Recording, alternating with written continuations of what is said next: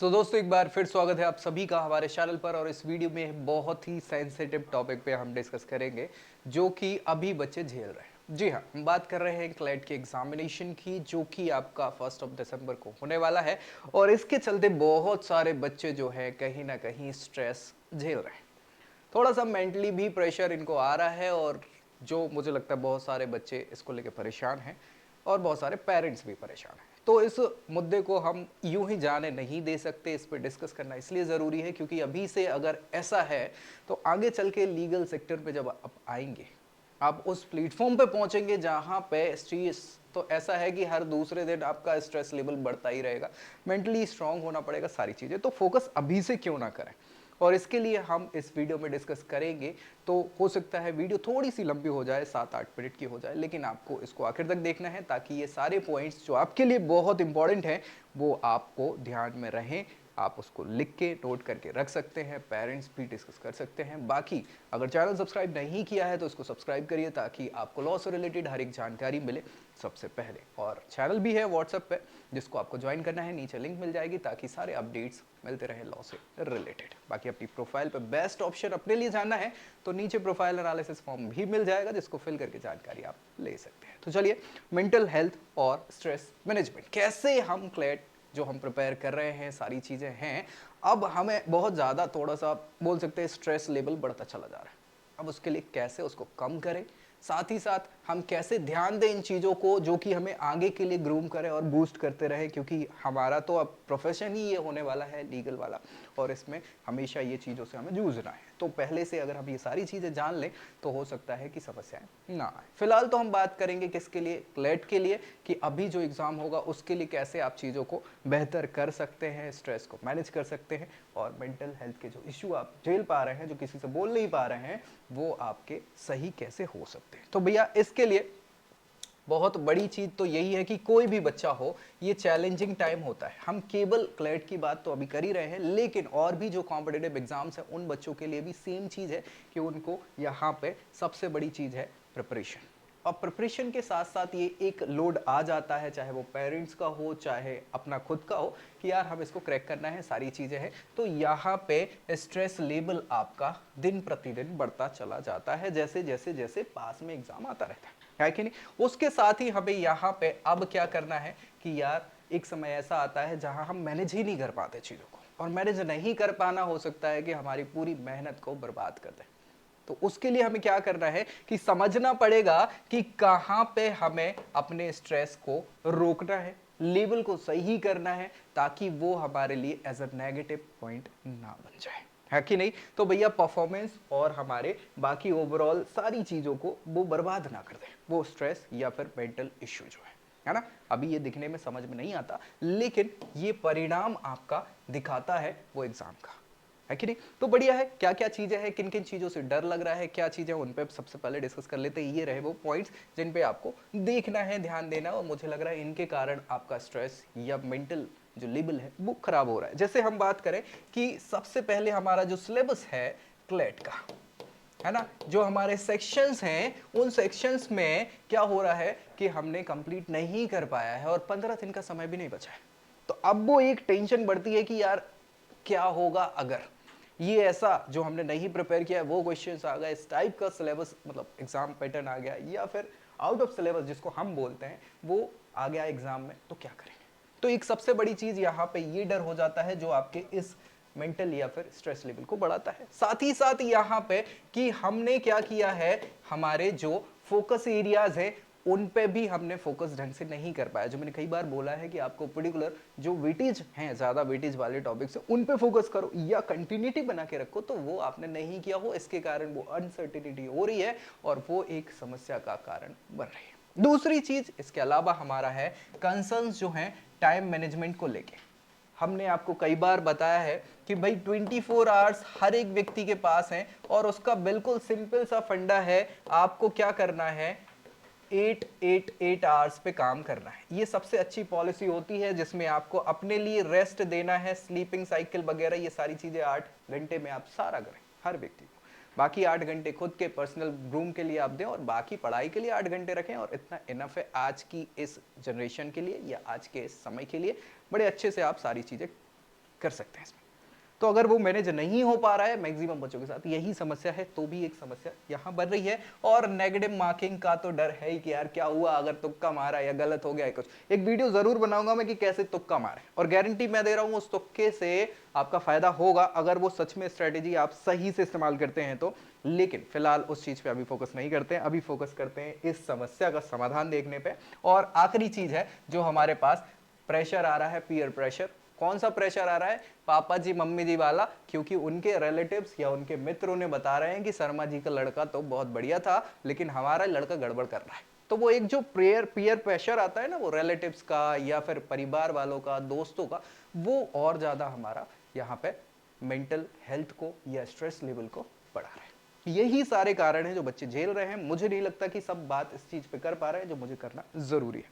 ठीक है, तो यही कारण है। और कुछ बच रहा है इसके अलावा तो कमेंट जरूर करें ताकि उसको भी रिजॉल्व हम यहाँ पे कर पाए। बच्चों के लिए हम खड़े हैं हमेशा के लिए। चलिए बात करें इन सारी चीजों पे कैसे हम फोकस कर सकते हैं। अब ये जो प्रॉब्लम्स हैं उन प्रॉब्लम्स के क्या सॉल्यूशन है, तो इनके सॉल्यूशन बड़े अच्छे से हैं। आपको कुछ नहीं करना है, सबसे पहले तो आपको रेगुलर समय देना है, कंटिन्यूटी बनाना है। किस चीज के लिए? प्रैक्टिस के लिए, मॉक्स के लिए। अभी भी समय है, कोई दिक्कत नहीं है। अब केवल रिवाइज करना है, प्रैक्टिस करना है, मॉक्स लगाना है, उन पे ध्यान देना है जो कमजोर थोड़े से पढ़ रहे हैं आपके टॉपिक्स। बढ़िया। आपको क्या करना है? सिलेबस को ब्रेक कर लेना है। आपके टॉपिक वाइज जो आपके सेक्शन है, एरियाज हैं, जहां पे आपको लग रहा है उसमें एक तो पॉजिटिव और नेगेटिव वाले, ठीक है, बेसिकली तो जिन पे ध्यान देना है उसको आप करिए। इसके अलावा आपको अपनी स्ट्रेंथ पे और अच्छे से फोकस करना है ताकि हम वो क्वेश्चंस अगर करें तो वो गलती तो ना ही हो।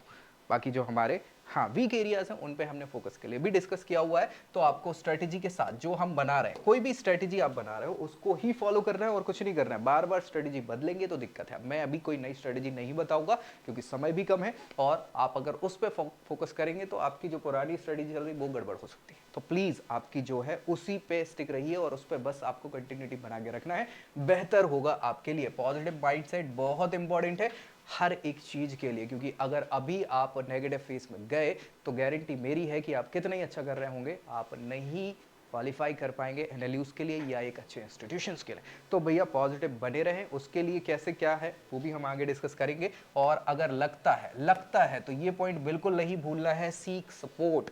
दोस्तों से बात करिए, पेरेंट्स से बात करिए, जो आपसे क्लोज है बेसिकली, जिससे भी डिस्कस कर सकते हो उससे जरूर बात करिए ताकि वो जो दिमाग की टेंशन है, परेशानियां हैं, वो निकले। अगर आपको लगता है कि मेरे से बात करके आपको अच्छा लगेगा तो आपको नीचे मिलेगा प्रोफाइल एनालिसिस फॉर्म, या फिर व्हाट्सएप पे आप ज्वाइन करके पिंग कर सकते हैं ताकि आपकी इस समस्या का समाधान हो और आप आगे बढ़ पाए। तो भैया बिल्कुल सपोर्ट मांगने से हिचकिचाना नहीं है ताकि आप आगे अपना भी फ्यूचर ग्रूम करें और देश का भी और सभी का। ठीक है, तो ये चीजें आपको ध्यान रखनी है ताकि ये सॉल्यूशन आपके निकले। बाकी हम बात करें एग्जाम की कि भैया कैसे क्या एग्जाम की स्ट्रेस ले रहे हैं लोग बाग, तो उन सब के पीछे की सबसे बड़ी वजह जो है हमारे अलग अलग सोर्सेस जो हमें प्रेशर दे रहे हैं। परफॉर्मेंस को लेके हमें प्रेशर आ रहा है, साथ ही साथ हार का डर, ये सबको लगता है ना। वो एक माउंटेन ड्यू की आती थी ना ऐड कि डर सबको लगता है, गला सबका सूखता है, वही सारी चीजें आपकी यहाँ है कि यार हर व्यक्ति को डर तो लगता है फेल होने का। क्यों? क्योंकि वो मेहनत कर रहा है, और मेहनत कर रहा है तो फेल होने में ये डर लगता है। याद रखिए इससे डरना नहीं है, क्योंकि ये भी आपको कुछ ना कुछ सिखाता है।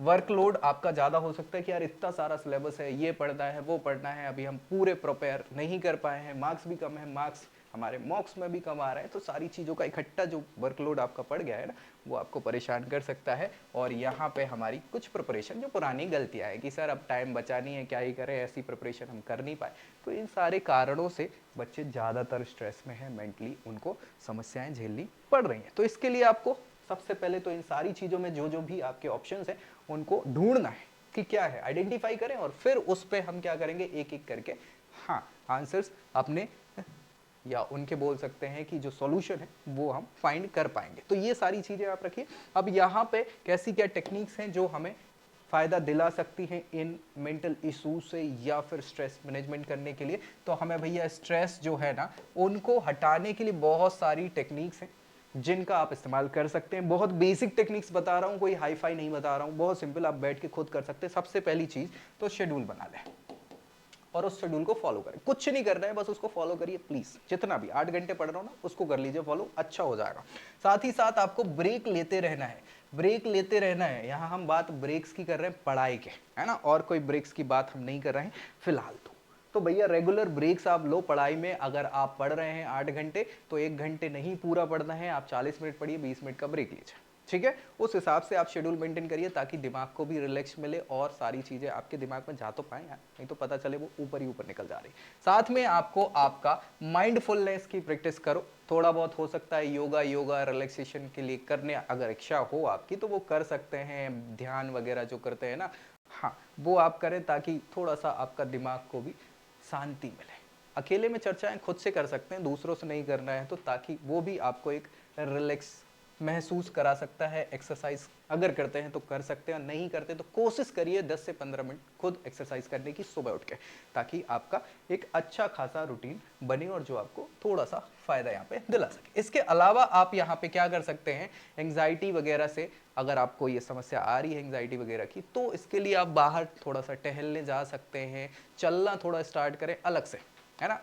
चलने से क्या होता है, कई बार आपके बहुत सारे ऐसे हार्मोन्स हैं जो रिलीज नहीं हो रहे हैं, वो होते हैं और वो आपको थोड़ा शांत महसूस कराते हैं, माइंड आपका रिफ्रेश होता है, साथ में स्ट्रेस भी कम होता है। तो ये चीज़ें आप कोशिश करें कि थोड़ा वॉक करना स्टार्ट कर दें, थोड़ी देर के लिए, बहुत नहीं, आधे घंटे भी वॉक करेंगे तो आपका काम हो जाएगा। लेकिन ये आपको घर में नहीं टहलना है, थोड़ा सा आप बाहर जाके कॉलोनीज़ के राउंड लगा सकते हैं, अपने आसपास जो भी जगह है, पार्क वगैरह मिल जाए तो वहाँ, ताकि आपको ये चीज़ें, तो इनसे आपकी स्ट्रेस और जो भी आपकी मेंटल इश्यूज हैं अभी फिलहाल जो क्लैट को लेके आ रहे हैं, वो मुझे लगता है बहुत ही ज़्यादा रिजॉल्व हो सकते हैं और होंगे ही, क्योंकि ये तो पर्सनली एक्सपीरियंस है मेरा भी, हमने भी एग्जाम्स दिए हुए हैं। तो इन सारी चीज़ों से बहुत फ़ायदा होता है, इसको ध्यान रखिए। बाकी कुछ बच जाता है तो आप देखिए, अब हेल्थी लाइफस्टाइल जो बहुत इंपॉर्टेंट है। क्यों इंपॉर्टेंट है कि अगर आप खाएंगे पिएंगे ही नहीं रेगुलरली, ढंग से नहीं खा पी पा रहे हैं पढ़ाई के स्ट्रेस के चक्कर में, तो वो और ही आपके शरीर को हाँ वीक करेगा, और वीक करेगा तो ये आपके लिए खराब हो सकता है। इसीलिए आपकी हेल्दी लाइफस्टाइल बहुत इंपॉर्टेंट है।